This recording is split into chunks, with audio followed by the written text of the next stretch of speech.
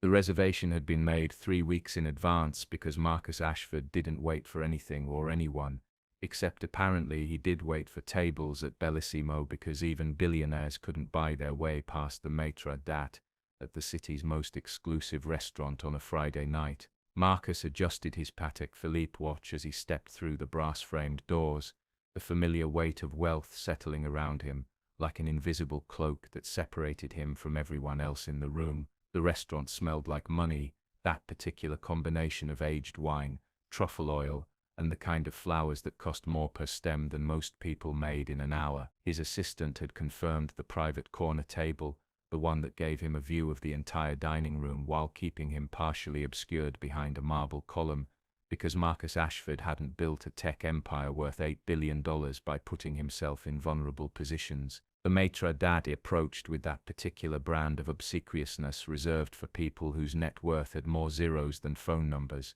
his practiced smile never quite reaching his eyes as he gestured toward the back of the restaurant. Marcus barely acknowledged him, his mind already running through the numbers from the quarterly report his CFO had sent over that afternoon, calculating profit margins and market projections while his feet carried him automatically through the sea of white tablecloths and crystal stemware. The other diners glanced up as he passed, recognition flickering across some faces because his photograph had been on the cover of Forbes 3 times in the past 18 months, but he'd learned to look through people rather than at them, a trick that made navigating public spaces infinitely more tolerable. He was halfway to his table when he saw her, and the world stopped, not in the romantic cinematic way that screenwriters invented for movies, but in the jarring, violent way that happens when your brain encounters something that shouldn't exist, when reality tears itself apart and reforms around a single impossible detail. The waitress was young, probably mid-20s, with dark hair pulled back in a practical ponytail,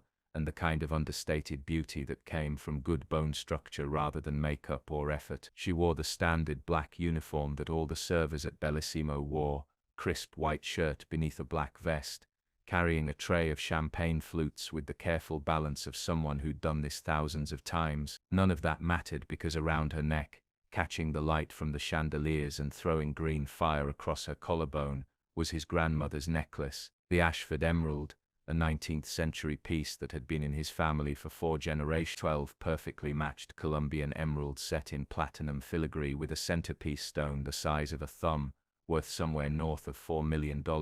and absolutely definitive, impossibly sitting in a safety deposit box at First National Bank where it had been since his grandmother's death 7 years ago, except it wasn't in the bank because it was right there, hanging from the neck of a waitress who was now approaching a table of investment bankers and taking their drink orders with a smile that suggested she had no idea she was wearing enough money to buy a house in the suburb. Marcus stood frozen in the middle of the dining room, one hand still gripping his phone, the other hanging loose at his side, his entire body locked in place like someone had pressed pause on his existence. The maitre d' was saying something, his voice distant and meaningless, probably asking if everything was all right, if Mr. Ashford needed anything, but Marcus couldn't process words because his brain was too busy trying to reconcile the impossible with the evident. He knew that necklace the way he knew his own face, had watched his grandmother wear it to every major family event for the first 15 years of his life, had been there when his father had placed it carefully in the velvet-lined case after the funeral, had personally accompanied it to the bank and watched the safety deposit box slide into its slot in the vault. The last time he'd seen it had been 2 years ago during his sister's wedding,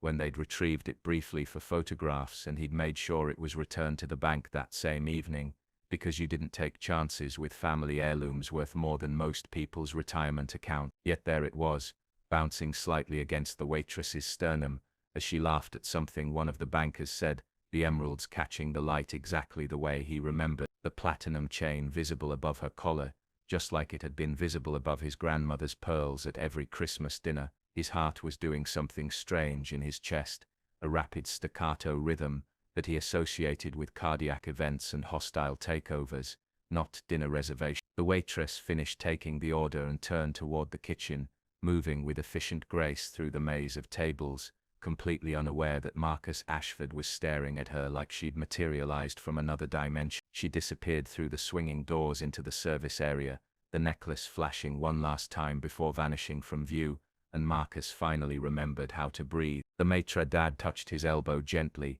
concern creasing his professionally smooth forehead, asking again if everything was all right, if perhaps Mr. Ashford would like to be seated, and Marcus nodded mechanically, allowing himself to be guided to his table while his mind raced through possibilities. Theft was the obvious answer. Someone had broken into the bank, stolen the necklace, sold it or pawned it, and somehow it had ended up around the neck of a waitress at an upscale restaurant. But Marcus knew the security protocols at First National, had personally reviewed them when he'd chosen the bank, and breaking in would require either inside access or the kind of sophisticated operation usually reserved for movie plots and international spy rings. The alternative explanations were even less plausible: replicas and coincidences, and the possibility that he was wrong about the necklace. But Marcus Ashford hadn't built an empire by being wrong about details, and he knew what he'd seen. He sat down at his table, the chair positioned perfectly to give him a view of the entire restaurant, and pulled out his phone with fingers that weren't quite steady, scrolling to his sister's number and pressing call before his rational mind could stop him, because Catherine would know. She'd been there at the wedding. She'd helped put the necklace back in its case. Catherine answered on the third ring, her voice carrying that particular tone of mild annoyance she reserved for family members who interrupted her Friday evenings, and Marcus could hear the background noise of whatever social event she was attending, the chatter of voices and clink of glasses that meant she was at another charity function, or gallery opening, or whatever else occupied people who had inherited enough wealth to never worry about working. He didn't bother with pleasantries because he'd never been good at them anyway, and Catherine had long since stopped expecting them, instead jumping straight to the question that was burning a hole through his chest, asking her in a voice that sounded too sharp even to his own ears, when she'd last checked on the necklace. There was a pause, the kind that stretched just long enough to confirm his worst fears before she even spoke, and then Catherine's voice came back, confused and slightly defensive, asking why he was asking. What was wrong? Was something wrong with the necklace? Marcus closed his eyes and counted to 3, a technique his therapist had taught him years ago for managing stress responses, though he suspected it was meant for traffic jams and delayed flights rather than discovering family heirlooms on random waitresses, and told his sister to just answer the question. Catherine's sigh carried clearly over the phone connection, that long-suffering sound she'd perfected during their childhood, whenever Marcus had done something that violated social norms, and she told him she hadn't checked on it in probably a year, maybe longer, because it wasn't like the bank was going anywhere. And what exactly was he suggesting? The restaurant seemed too bright suddenly, the chandeliers throwing too much light across the white tablecloths, and Marcus found himself staring at the swinging kitchen doors where the waitress had disappeared, willing them to open again so he could confirm what he'd seen, prove to himself that his memory wasn't playing tricks, that the impossible thing he'd witnessed had actually happened. He told Catherine, his voice low and controlled, because Marcus Ashford didn't panic even when reality was breaking apart around him, that she needed to go to the bank first thing Monday morning and physically verify the necklace was where it was supposed to be. And no, he couldn't explain why over the phone, and yes, it was urgent. His sister's tone shifted then, concern replacing annoyance, asking what happened, what he'd seen, was he all right? And Marcus realized he'd never actually told her about the waitress. Had jumped straight to demands without explanation, because his brain was still trying to process the fundamental wrongness of the situation. He started to explain, choosing words carefully because even with his sister he couldn't quite bring himself to sound crazy, telling her about the restaurant, about seeing a necklace that looked remarkably similar to their grandmother's, identical actually, and the pause that followed was longer this time, heavy with implication. Catherine's voice when she spoke again had gone very quiet, the particular quality of quiet that meant she was thinking hard about something serious, and she asked him if he was absolutely certain, if he'd gotten close enough to really see it clearly, because there were plenty of emerald necklaces in the world, and their grandmother's piece wasn't unique enough to identify from a distance. Marcus felt irritation flash through him, hot and sharp,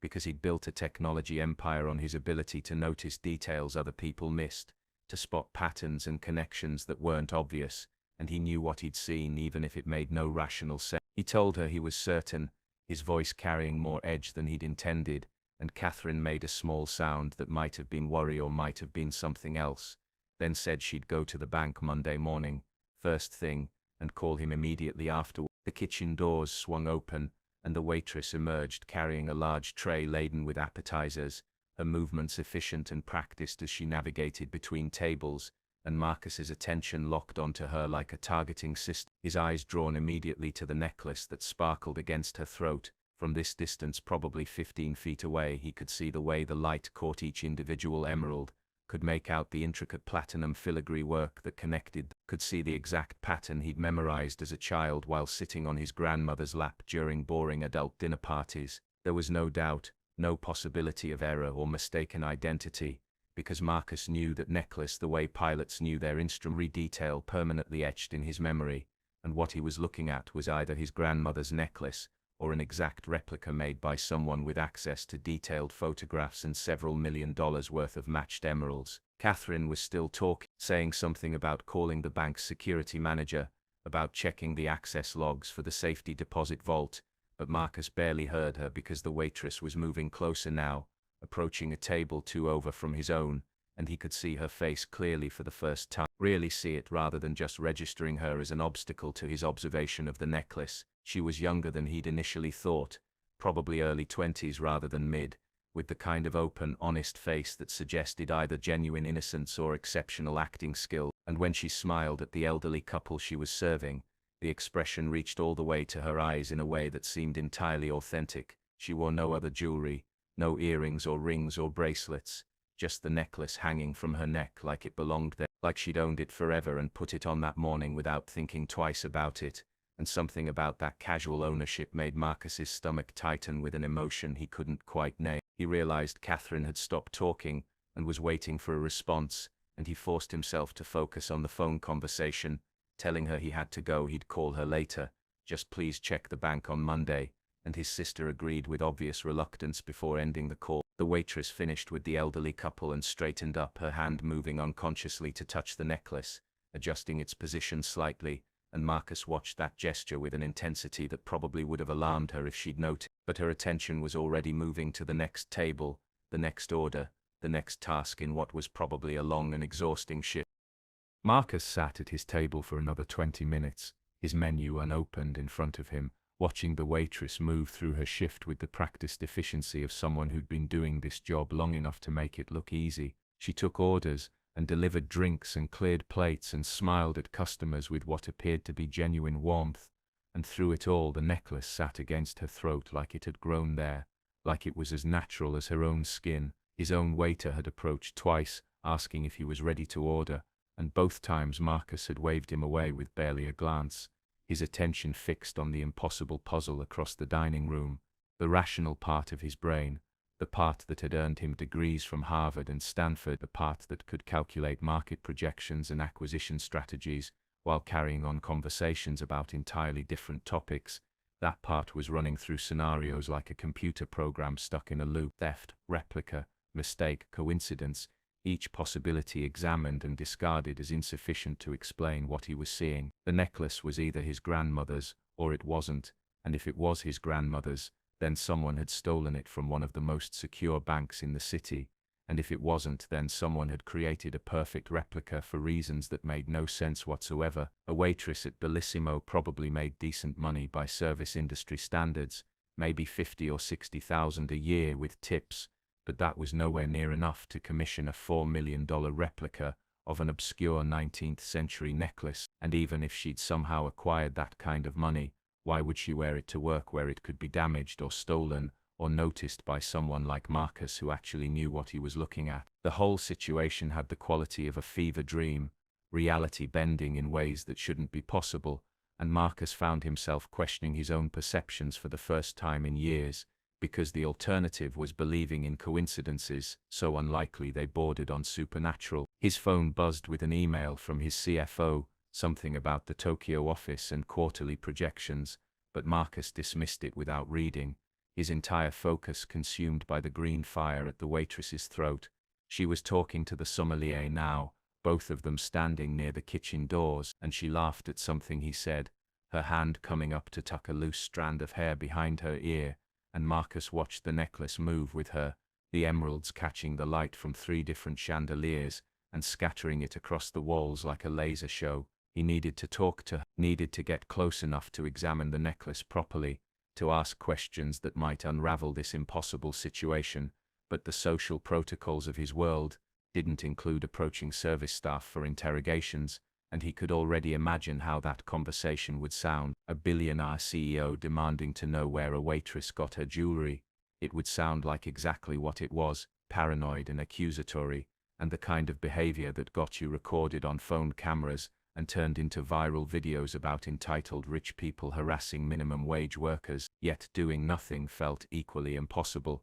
sitting here with his grandmother's necklace dangling from a stranger's neck while he pretended everything was normal, while he ordered food and made small talk and acted like reality made sense. Marcus Ashford hadn't become one of the most successful tech CEOs in the country by accepting impossible situations without investigation, and he wasn't about to start now just because the social dynamics were uncomfortable. He stood up from his table, the decision crystallizing in his mind with the sudden clarity that came from committing to a course of action, and his chair scraped against the floor with more force than he'd intended, drawing glances from nearby diners. The maitre d' appeared almost instantly, that supernatural ability of high-end service staff to materialize when needed, asking if everything was all right with his table, if Mr. Ashford needed anything, and Marcus shook his head, telling him in a voice that sounded more normal than he felt that he just needed to speak with one of the servers. The maitre d', professional smile flickered slightly, confusion crossing his features before he smoothed it away, and Marcus realized how strange the request must sound. Billionaire CEOs didn't generally ask to speak with waitresses, unless something had gone catastrophically wrong with their service. He clarified quickly, too quickly probably, saying it was nothing negative, just a personal matter. And could he point out which section the young woman with dark hair was covering? The one with the... And Marcus gestured vaguely at his own neck because he couldn't quite bring himself to say, with my grandmother's stolen necklace. The maitre d' followed his gesture and his gaze landed on the waitress, understanding dawning in his expression, though what exactly he understood, Marcus couldn't say, and he informed Marcus that would be Miss Emma Chen. She was covering the west section this evening, and would Ashford like him to send her over when she had a moment? Marcus nodded, suddenly aware that his heart was beating too fast again, that same cardiac response he'd had earlier, and he sat back down at his table with more force than grace,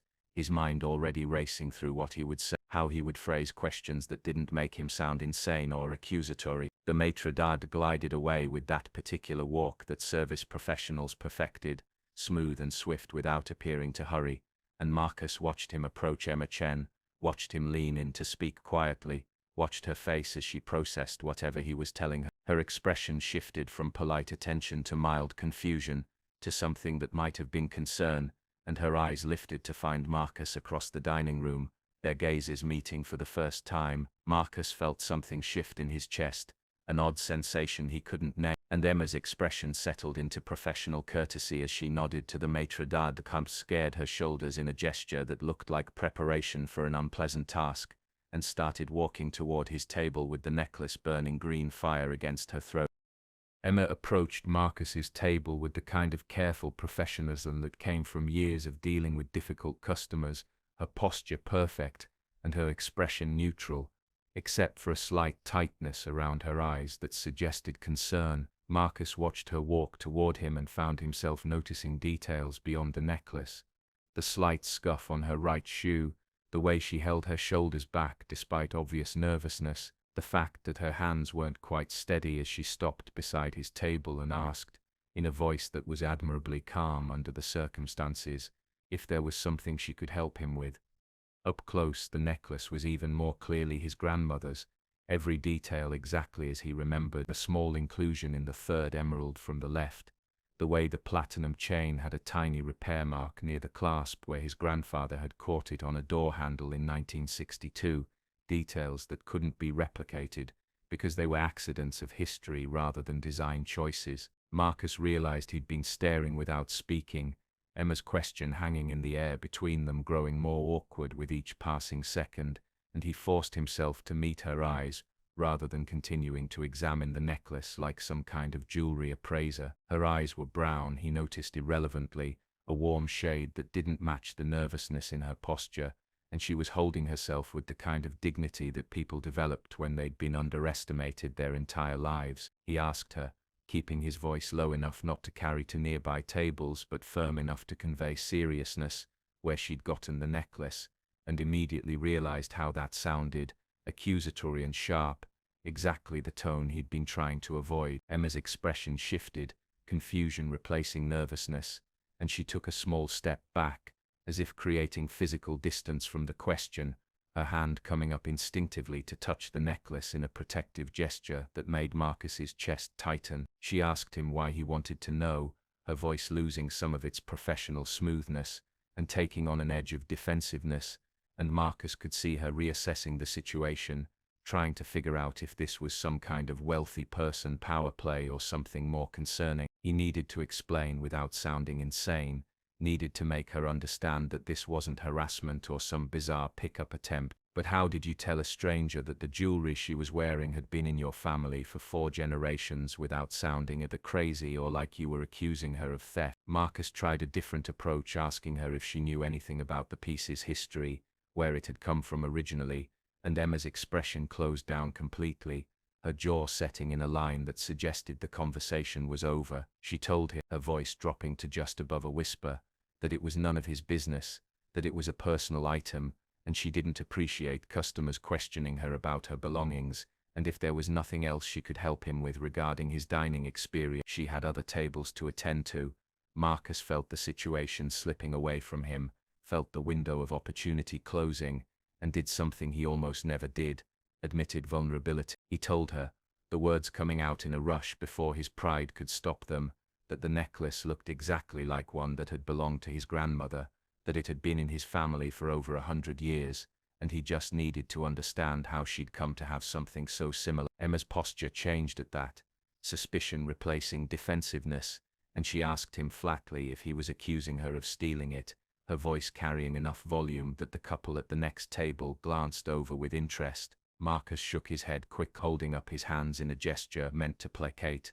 telling her no, absolutely not. He was just trying to understand the situation, and Emma's eyes narrowed as she studied him, clearly trying to decide if he was telling the truth or running some kind of elaborate scam. She told him, her voice quiet but firm, that the necklace had belonged to her grandmother, that it was one of the few things she had left from her, and the story wasn't something she shared with strangers in restaurants no matter how expensive their suits were. The revelation hit Marcus like cold water, confusion replacing certainty, because that didn't make any sense at all. His grandmother couldn't have given the necklace to Emma's grandmother because it had been in the family vault for 7 years, except apparently, it hadn't been because it was right there in front of him. He asked Emma when her grandmother had given it to her, trying to keep his tone gentle rather than interrogative, and Emma hesitated, clearly torn between wanting to end the conversation and some instinct that suggested the situation might be more complicated than it appeared. She told him her grandmother had died 6 months ago,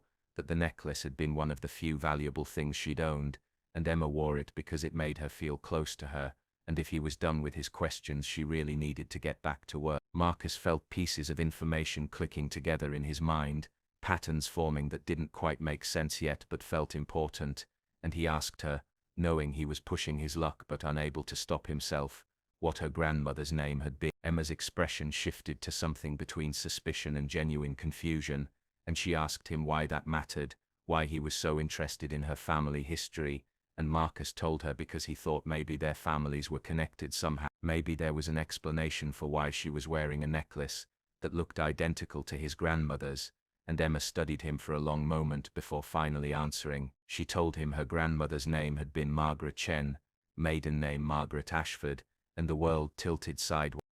Marcus heard the name, and felt his entire understanding of reality reorganize itself. Information he'd thought he knew becoming suddenly uncertain, family history he'd believed was complete, revealing itself to have gaps large enough to drive trucks through. Margaret Ashford had been his grandmother's name, the woman who'd worn the necklace to every family function, who'd left it to the family when she died, except apparently she hadn't just been his grandmother, she'd also been Emma's grandmother, which meant they were related, cousins or some variant thereof, except Marcus knew his entire family tree going back 6 generations, and there had never been any mention of a Margaret Chen or any Chinese branches of the family. Emma was staring at him with an expression that mirrored his own shock, her hand still touching the necklace as if it might provide answers, and she asked him in a voice that had lost all its professional smoothness what his grandmother's full name had been. Marcus told her Margaret Rose Ashford, married name Ashford, maiden name Patterson, died 7 years ago at age 86, and watched Emma's face go through several emotions in quick succession: confusion, disbelief, something that might have been anger or might have been grief. She told him that couldn't be right. Her grandmother had been Margaret Ashford too, but she'd died 6 months ago at age 83, and she'd never mentioned being married or having another family, and the discrepancy in ages alone suggested they were talking about different people, except for the small problem of the necklace that was clearly the same piece. Marcus felt his analytical mind kicking into gear, working through possibilities, trying to find the explanation that made sense of contradictory information, and the only scenario that fit the facts was one he didn't want to believe but couldn't ignore. He asked Emma, choosing his words carefully, because this was delicate territory, if her grandmother had ever mentioned the Ashford family, if she'd talked about her past, and Emma shook her head slowly, telling him her grandmother had always been vague about her history, had said something about coming from an old family that hadn't approved of her choices, but she'd never provided details beyond that. The pieces were falling into place now, a picture Marcus didn't like but couldn't deny, and he found himself standing without consciously deciding to, his chair scraping back as he moved closer to Emma, close enough that he could see the exact pattern of the emeralds, close enough to confirm what he already knew. He told Emma, his voice dropping low so only she could hear, he thought maybe their grandmothers were the same person, that maybe Margaret Ashford had led 2 separate lives, and Emma's expression suggested she thought he was insane. She asked him how that was even possible, how someone could have 2 completely separate families without either of them knowing, and Marcus told her he didn't know, but the necklace didn't lie, it was definitely the Ashford emerald, and if Emma's grandmother had owned it then there had to be a connection. Emma's hand moved to the clasp at the back of her neck, her fingers working to unfasten the necklace, and Marcus realized with surprise that she was going to take it off, but she stopped halfway through the motion, and asked him in a voice that shook slightly if he was going to try to take it from her, if that's what this was about. Marcus shook his head quickly, telling her absolutely not. The necklace was hers if her grandmother had given it to her. He just wanted to understand the truth, and Emma studied his face for a long moment before her fingers released the clasp and she held the necklace out between them. Marcus took it with hands that weren't quite steady, the platinum chain pooling in his palm, the emeralds cool against his skin, and he turned it over looking for the inscription he knew would be there, the tiny engraving inside the clasp that read, "To MRA with love forever," JPA in letters so small you needed good light and better eyesight to read them. The inscription was there, exactly as he remembered, his grandfather's initials intertwined with his grandmother's, and Marcus showed it to Emma, pointing out the letters, explaining that JPA stood for James Patrick Ashford, his grandfather, and MRA was Margaret Rose Ashford. Emma leaned in to look at the inscription, her shoulder brushing against Marcus's arm, and he could smell her perfume, something floral and inexpensive, that somehow made the whole situation feel more real, more immediate than all the impossible revelation. She asked him softly what it meant, if he really thought their grandmothers were the same person, and Marcus told her he thought maybe Margaret Ashford had left the family, had created a new life for herself, and somehow Emma's family was part of that life. The idea was difficult to process, his grandmother who he'd loved and thought he'd known, having this entire other existence that the family had never been aware of, but the evidence was impossible to deny. Emma took the necklace back from him, her fingers closing around it carefully, and asked him what happened now, what they were supposed to do with this information, and Marcus realized he had no idea. The practical part of his brain, the part that solved problems and made decisions, was telling him to investigate further, to hire a private investigator, to track down records and documentation that would prove or disprove the connection, but another part of him, a part he'd thought had died somewhere around his 3rd year at Harvard, was simply sad. Sad that his grandmother had felt the need to hide part of her life, sad that Emma had grown up not knowing she had family who might have helped her, sad that the Ashford fortune and connections had been sitting unused, while Emma worked double shifts as a waitress to make rent. He told Emma, surprising himself with the words even as he said them, that he wanted to help her, wanted to investigate this properly, wanted to understand what had happened and why, and Emma looked at him with an expression that mixed hope and suspicion in equal measure, asking him why he cared. why any of this mattered to him.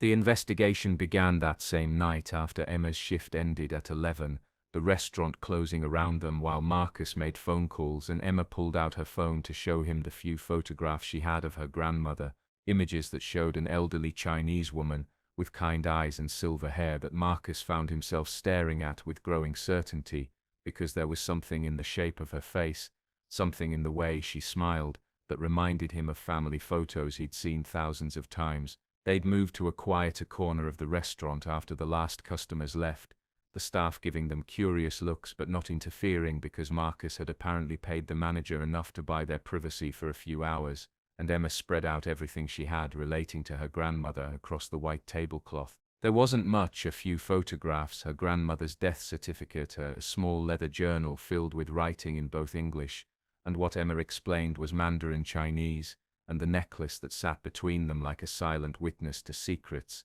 neither of them fully understood yet. Marcus had called his sister back, waking her up despite the late hour, and Catherine's sleepy irritation had transformed into shocked silence as he explained what he'd discovered, and she'd promised to access the family archives first thing in the morning, to pull every document and photograph they had relating to their grandmother. Emma's grandmother's journal was the key, and Marcus watched Emma's face as she flipped through pages, translating bits and pieces of the Mandarin text, her expression growing more troubled with each entry she read. The journal detailed Margaret's double life in careful, coded language, references to the other house, and the family that doesn't know, and the choice I made to protect them all, and Emma's voice shook as she read some passages aloud, her grandmother's words reaching across death to explain decisions that had shaped both their lives. Margaret had apparently left the Ashford family in the early 1970s, shortly after James's death, though the journal wasn't clear on why she'd made that choice, and she'd reinvented herself in the Chinese community where she'd met Emma's grandfather,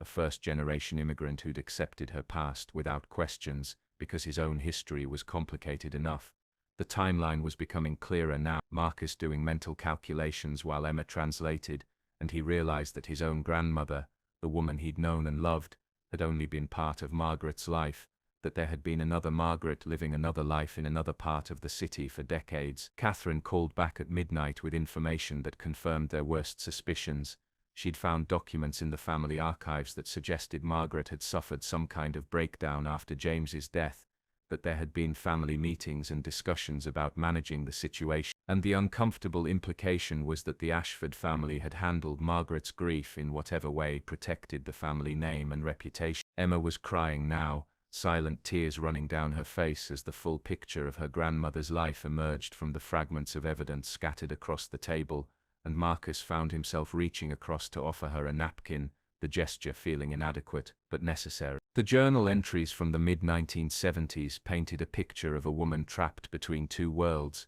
Margaret writing about the pressure from the Ashford family to recover properly and maintain appearances after her husband's death, about medications she was given that made her feel disconnected from reality, about family members who spoke about her as if she wasn't in the room. Marcus felt something cold settling in his stomach as he read the translations Emma provided, because he'd heard stories about his grandfather's death, about how devastating it had been for his grandmother, but no one had ever mentioned the aftermath being handled with anything other than loving family support. The truth, as it emerged from Margaret's careful documentation, was far darker than the sanitized family history Marcus had been raised with. She'd been institutionalized briefly, just 6 weeks, but it had been enough to break something fundamental in her relationship with the Ashford family, and when she'd been released, she'd made the decision to simply disappear, to take nothing but a few personal items including the necklace that James had given her, and start over somewhere the family would never think to look. Emma found the entry that explained the necklace. Margaret's handwriting shaky but determined as she described taking it from the safety deposit box during a brief unsupervised moment,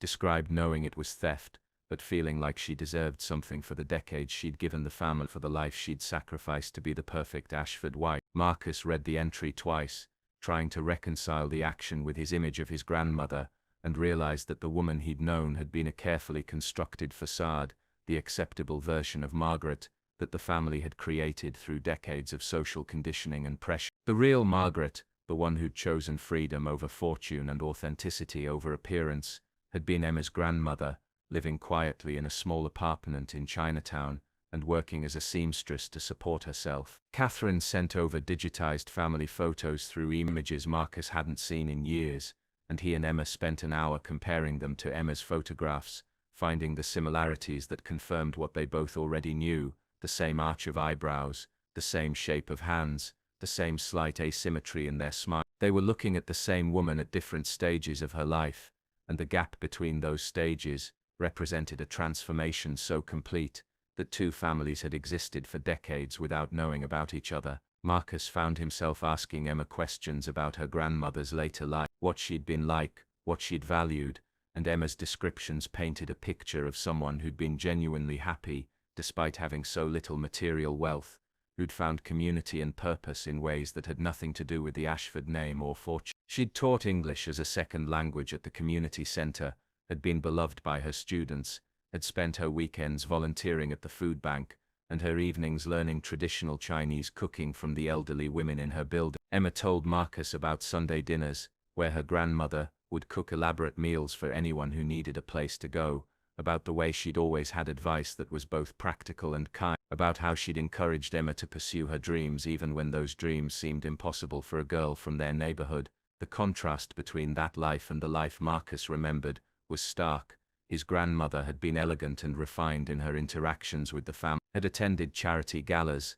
and sat on museum boards and done all the things wealthy widows were expected to do, but there had always been something distant about her, something held back. Now he understood that the distance had been protection, a wall between her public performance and her private self, and the private self had belonged to Emma's family in ways it had never belonged to his. Marcus felt a complicated tangle of emotions he couldn't fully process: grief for the grandmother he'd thought he knew, anger at the family system that had driven her away, guilt that he'd been part of that system without ever questioning it, and something else, something that felt like the beginnings of connection with this stranger, who was apparently his cousin. Emma seemed to be processing her own complicated feelings, learning that her grandmother had come from wealth and chosen poverty, that there was an entire family who might have helped them during the hard years when Emma's mother had been sick, and they'd struggled to pay medical bills, that the necklace Emma had worn as a sentimental gesture was actually worth enough to change her entire life. She asked Marcus quietly what happened to the money,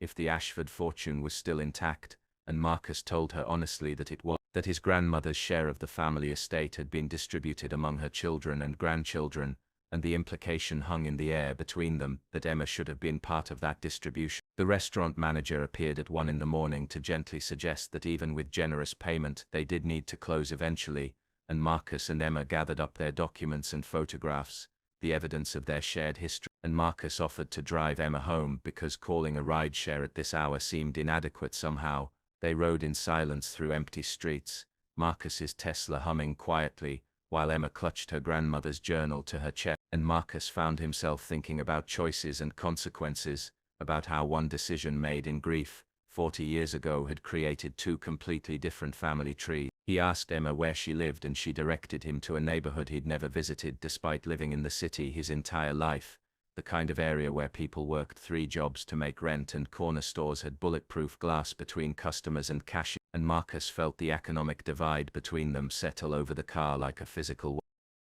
The family meeting happened 3 days later in the conference room of Ashford Industries, the top floor of the building, offering panoramic views of the city, while inside the temperature felt approximately 10 degrees colder than the actual climate control setting, because of the collective frost emanating from Marcus's relatives. Catherine had assembled everyone who mattered, the children and grandchildren of Margaret's marriage to James, people who'd shared in the inheritance and who now sat around the conference table, looking at Emma Chen with expressions ranging from confusion to outright hostility. Marcus had asked Emma to bring every document she had, every photograph and journal entry and piece of evidence that proved her connection to Margaret, and she'd arrived dressed in clothes she'd clearly bought specifically for this meeting, a simple navy dress that probably represented a significant portion of her savings, and Marcus felt a flash of anger at his family for making this necessary. His uncle Richard spoke first, his voice carrying the particular blend of authority and condescension that came from 50 years of having people defer to him,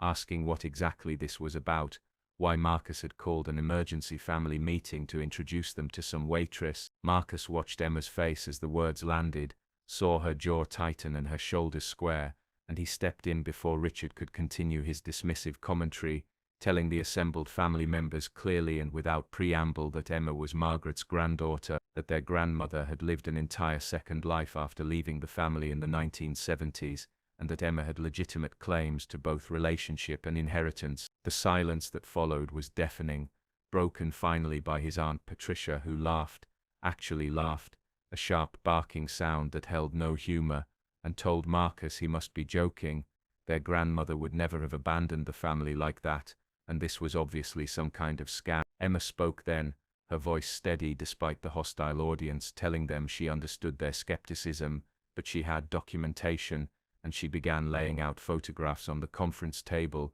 images of Margaret in her later years that showed unmistakably the same woman from family photo, just older and living in different circumstances. Marcus's cousin Jennifer picked up one of the photos, studying it with a frown, and admitted reluctantly that the woman did look like their grandmother, but that didn't prove anything. Maybe it was a sister or cousin they didn't know about. Emma pulled out the journal next, opening it to specific entries she'd marked with sticky notes, and Marcus watched his family members read Margaret's own words describing her life with the Ashfords, describing events and people and details that only someone who'd lived it could note, describing the decision to leave, and the reasons why. The mood in the room shifted as they read, hostility giving way to uncomfortable uncertainty, and Catherine spoke up from her position at the far end of the table, telling everyone that she'd done her own investigation over the past 3 days, that she'd found gaps in the family records from the mid-1970s, found medical bills and facility payments that suggested Margaret had been institutionalized, found letters from family lawyers discussing how to handle the situation discreetly. Richard's face had gone red, the color rising from his collar to his hairline, and he demanded to know what Catherine was implying, what she was accusing the family of, and Catherine told him calmly that she wasn't accusing anyone of anything. She was simply presenting facts that suggested Margaret had left the family because she'd been traumatized by how they'd handled her grief. Patricia stood up then, her chair scraping back with enough force to make everyone jump, and she declared that this was ridiculous, that even if this woman was somehow related to Margaret, which she still didn't believe, it had been 40 years, there was no legal claim to inheritance, no standing to demand anything from the family. Marcus had expected this reaction, had consulted with lawyers who'd confirmed that the legal situation was complicated at best, but he told his aunt that this wasn't about legality, it was about what was right, about acknowledging family and making amends for past mistakes. Emma cut through the argument with a voice that carried surprising authority given how outmatched she was in this room full of lawyers and business executives,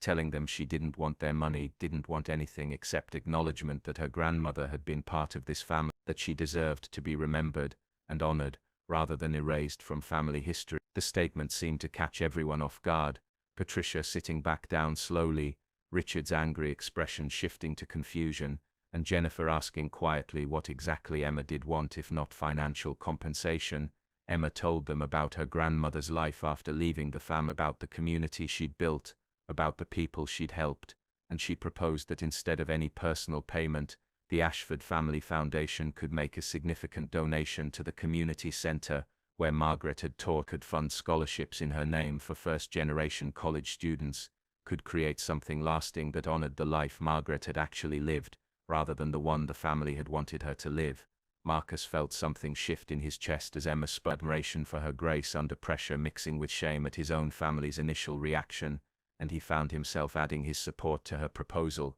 telling the assembled Ashfords that this was an opportunity to do the right thing, to acknowledge their failures, and make meaningful amends. Catherine seconded the proposal immediately, her voice firm, and slowly, reluctantly, other family members began to nod agreement, the mood in the room transforming from hostile to cautiously cooperative. Richard was the last holdout, his face still red but his expression thoughtful rather than angry, and he finally asked how much they were talking about, what kind of donation would be appropriate. Emma named a figure that made several people gasp, $5 million for the community center and scholarship fund, and Marcus watched his uncle do mental calculations, weighing the cost against the benefit of avoiding a public scandal about how the family had treated Margaret. Richard looked at Marcus, some unspoken communication passing between them, and then nodded once, agreeing to bring the proposal to the foundation board. The meeting continued for another hour, hammering out details and logistics, discussing how to handle the revelation publicly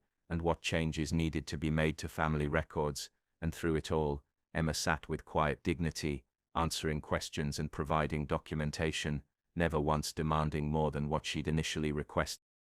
The Margaret Ashford Memorial Scholarship Fund was officially launched 6 months later in a ceremony at the community centre where Margaret had taught for nearly 20 years, and Marcus stood at the back of the crowded room watching Emma give a speech about her grandmother that had half the audience crying and the other half smiling through tears. The centre had been renovated with part of the donation money, paint on the walls and new computers in the learning lab,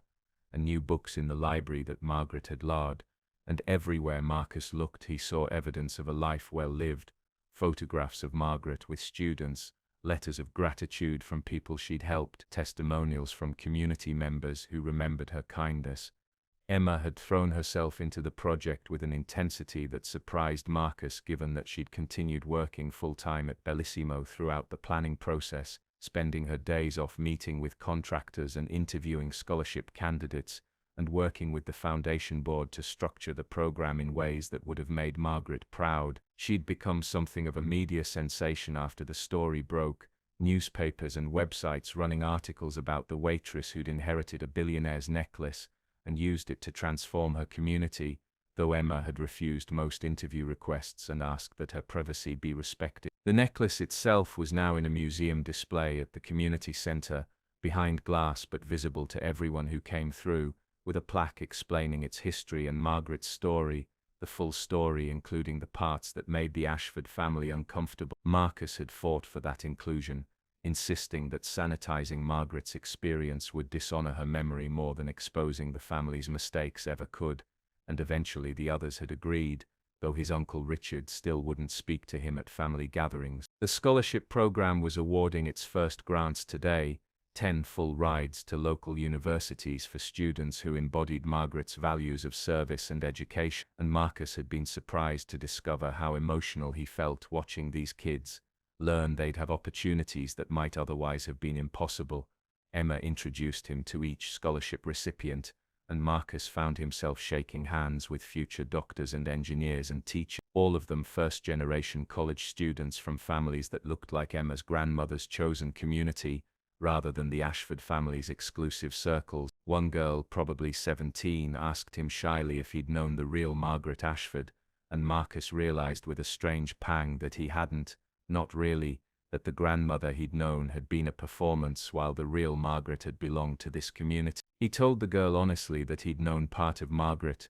but he was learning about the rest of her from people like Emma, and the girl nodded solemnly as if this made perfect sense. Catherine had come to the ceremony too, bringing her daughters, and Marcus watched his sister talk with community members with genuine interest rather than the polite condescension he'd half expected, and he felt hopeful that maybe something good had come from this painful revelation after all. Emma finished her speech to enthusiastic applause, and made her way through the crowd to where Marcus stood, and she smiled at him with warmth that had developed over months of working together, no longer the wary suspicion of their first meeting. She told him quietly that she thought her grandmother would be proud of what they'd accomplished, and Marcus agreed, though he suspected Margaret would also have some sharp words for how long it had taken the family to do the right thing. They'd developed an easy friendship over the past month, Marcus finding excuses to involve himself in the scholarship project more deeply than necessary because he enjoyed Emma's company in ways that had nothing to do with their shared grandmother,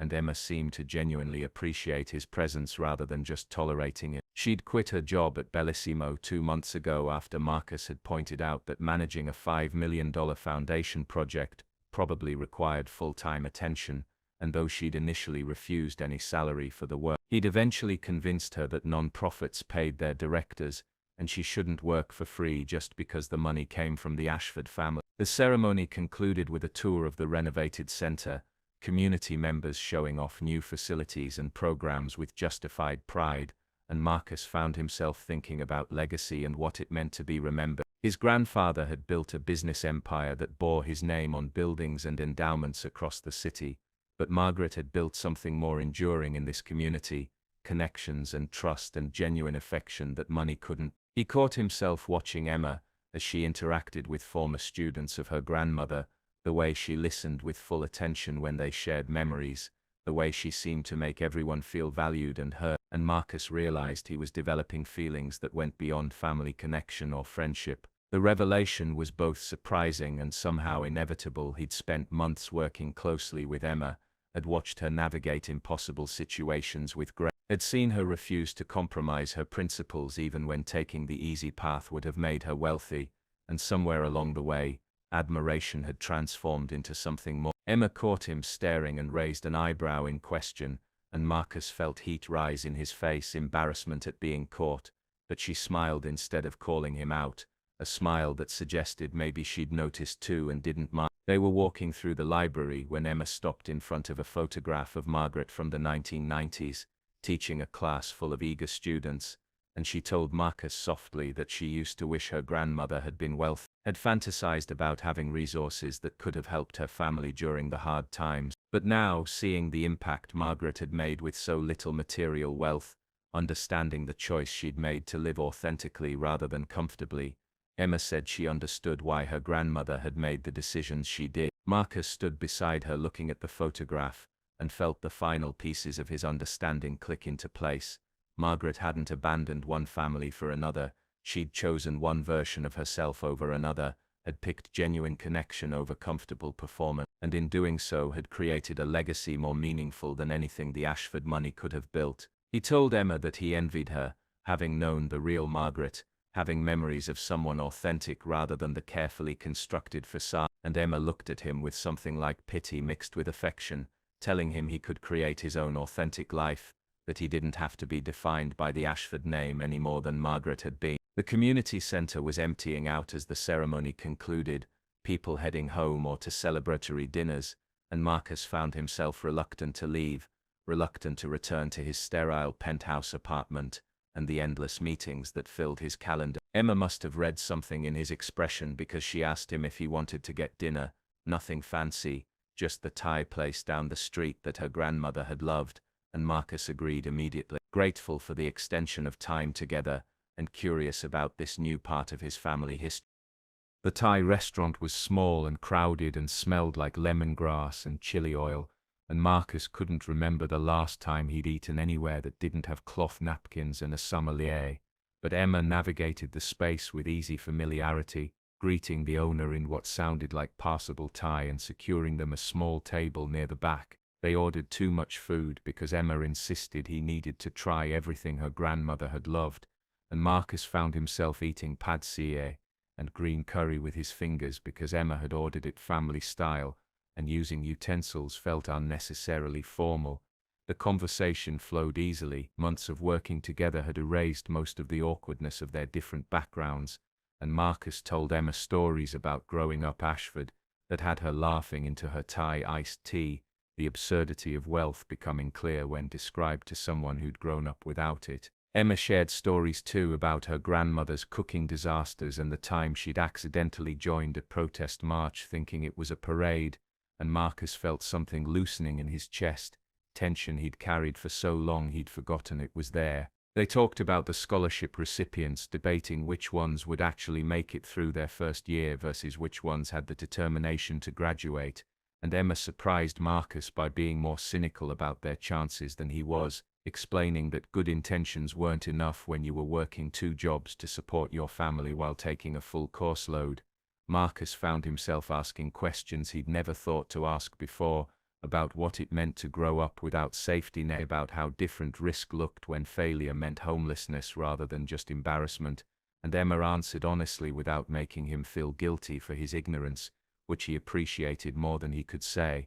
The food disappeared faster than Marcus would have thought possible, and the owner brought out mango sticky rice on the house because Emma was family, and Marcus watched Emma thank the woman with genuine warmth and realized this was what Margaret had chosen, this sense of belonging in a community that valued people over profit. He asked Emma what she planned to do after the scholarship fund was fully established and running smoothly, if she'd go back to restaurant work or look for something else, and Emma admitted she didn't know. But for the first time in her adult life she had options, and that was both exciting and terrifying. Marcus heard himself offering her a job before his brain caught up with his mouth telling her that Ashford Industries had a community outreach division that could use someone with her skills and perspective, and Emma looked at him with an expression he couldn't quite read before telling him she'd think about it. The offer hung in the air between them, and Marcus realized it might have sounded like charity, or worse, like he was trying to keep her in his orbit for reasons that had nothing to do with her professional qualification. He started to clarify, to explain that he genuinely thought she'd be valuable to the company, but Emma cut him off with a hand on his wrist, her touch sending electricity up his arm, and told him she knew what he meant and she appreciated it. They sat there for a moment, her hand still on his wrist, and Marcus felt the atmosphere shift into something more charged, more intentional, and he found himself turning his hand over to link his fingers with hers, a gesture that felt both natural and terrifying. Emma didn't pull away, instead tightening her grip slightly, and Marcus took a breath and told her what he'd been thinking for weeks, that he'd developed feelings for her that went beyond their family connection, that he understood if that was complicated or unwanted, but he needed to be honest about it. Emma's expression softened and she told him she'd been wondering if he was ever going to say something, that she'd felt it too but hadn't wanted to assume anything given the power imbalance in their situations, and Marcus felt relief flood through him so intensely it was almost painful. They talked through the complications, the family dynamics and the wealth gap, and the fact that technically they were cousins, though distant enough that it wasn't genetic concern,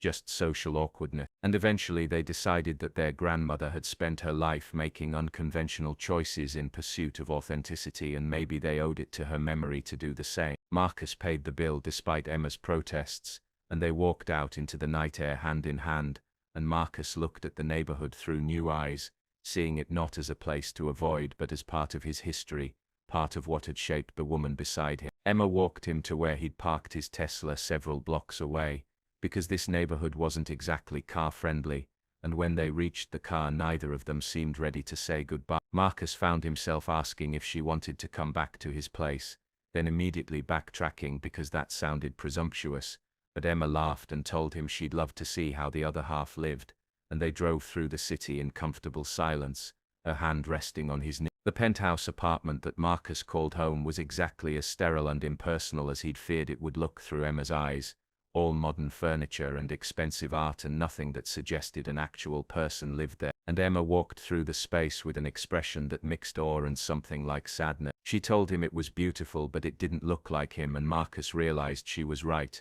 that he'd bought the place because it was what successful CEOs were supposed to have, not because it felt like home. They ended up on the balcony overlooking the city, wrapped in a blanket Marcus had never used because he usually worked late rather than spending time outside, and Emma pointed out landmarks in the distance, telling him stories about her grandmother's life in different neighborhoods, connecting the geography of the city to the history they now share. Marcus asked her what Margaret would think of them together, and Emma considered the question seriously before saying she thought their grandmother would approve, that Margaret had always believed in following your heart even when it complicated everything else. They talked until 3 in the morning about everything and nothing, about their hopes for the scholarship fund, and their fears about the future, and their shared determination to honor Margaret's memory by living authentic lives. When Emma finally fell asleep against his shoulder, Marcus stayed awake watching the city lights and thinking about how one impossible encounter in a restaurant 6 months ago had completely transformed his understanding of family and legacy and what mattered. The sunrise found them still on the balcony,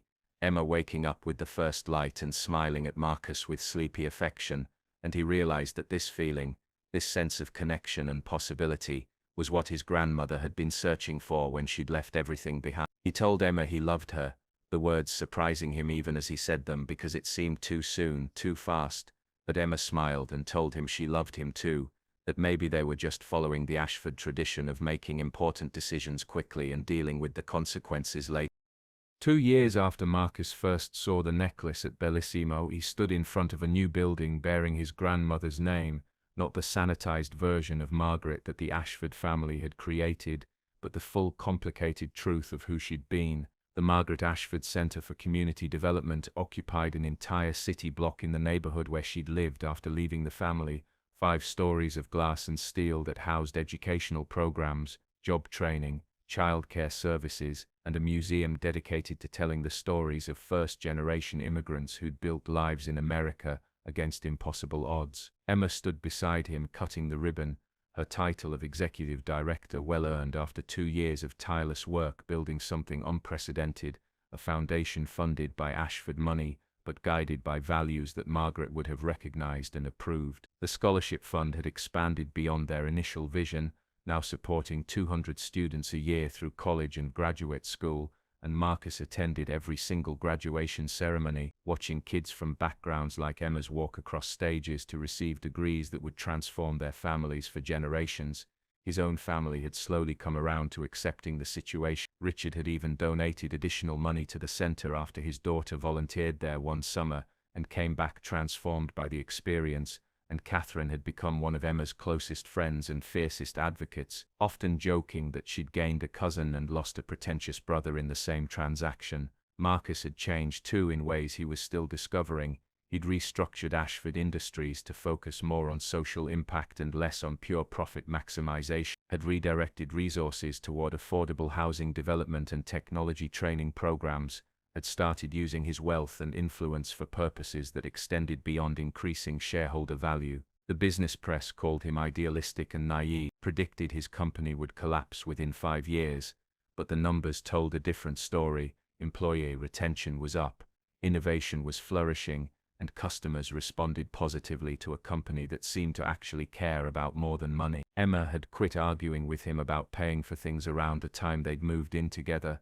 accepting that his wealth was now their wealth and that fighting about dinner bills was pointless when they shared a bank account. Though she still insisted on splitting major purchases and refused to let him buy her jewelry worth more than what she could afford to replace if it got lost. They'd gotten married quietly 6 months ago in a small ceremony at the community center, surrounded by people who'd known Margaret and people who were building new lives with the help of her legacy, and Marcus's family had attended looking uncomfortable in the casual setting, but genuinely trying to understand why Marcus had chosen this path. The center's opening ceremony was packed with politicians and community leaders, and students whose lives had been changed by the programs Emma had built, and Marcus listened to speech after speech, praising his grandmother's vision and Emma's dedication, and he felt something like peace settling over him. His grandmother's portrait hung in the center's main lobby, Margaret smiling in a photograph from her teaching days, and beneath it was a quote from her journal that Emma had insisted on including despite the Ashford family's objection. Real wealth isn't counted in dollars but in connections,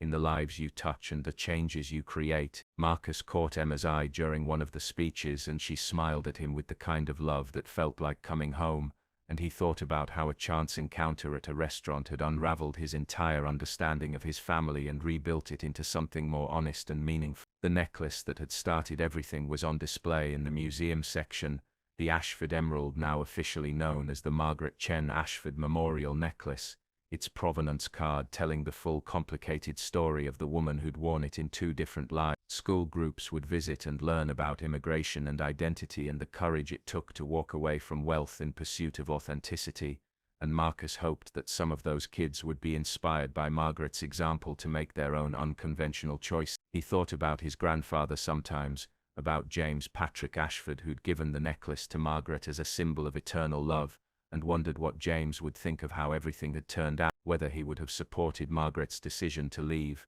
or would have been horrified by it. Emma believed that James would have understood, that their love had been real even if the environment around it had been toxic, and Marcus wanted to believe that too, wanted to think that love could transcend the mistakes people made when trying to protect. The ceremony concluded with a tour of the facility, community members showing off classrooms and computer labs, and the childcare center that allowed parents to pursue education while knowing their kids were safe, and Marcus watched Emma explain the programs to visitors with obvious pride, her passion and dedication evident in every word. A young girl approached Emma shyly holding out a drawing she'd made of Margaret teaching a class, and Emma knelt down to the girl's level to accept it with genuine gratitude, promising to hang it in her office, and Marcus felt his heart swell watching the interaction. They drove home that evening in comfortable silence, both exhausted from the day's events but satisfied with what they'd accomplished, and Emma reached over to take Marcus's hand, linking their fingers together the way she'd done that first night at the Thai restaurant. Marcus squeezed her hand and thought about legacy and what it meant to honor the dead by living well,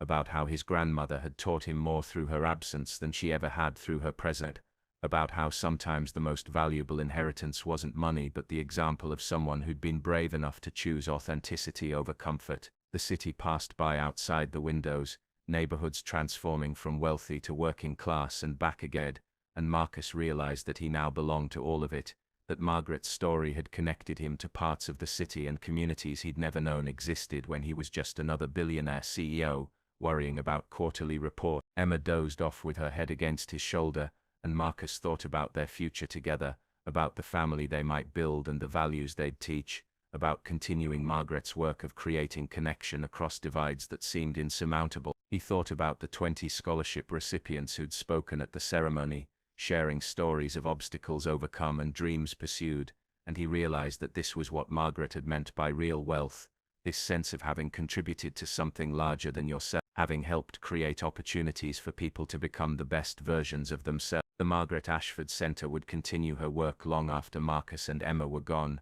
would touch thousands of lives over decades, and that felt like the kind of immortality that actually mattered, not buildings with your name on them but people whose lives were better because you'd exist. Marcus pulled into their building's garage and gently woke Emma, and they rode the elevator up to their apartment hand in hand, and for the first time since he'd seen that impossible necklace 2 years ago, Marcus felt like everything made sense, like all the confusion and revelation and transformation had led exactly where it was supposed to this moment of quiet contentment and this commitment to honoring the past by building a better future.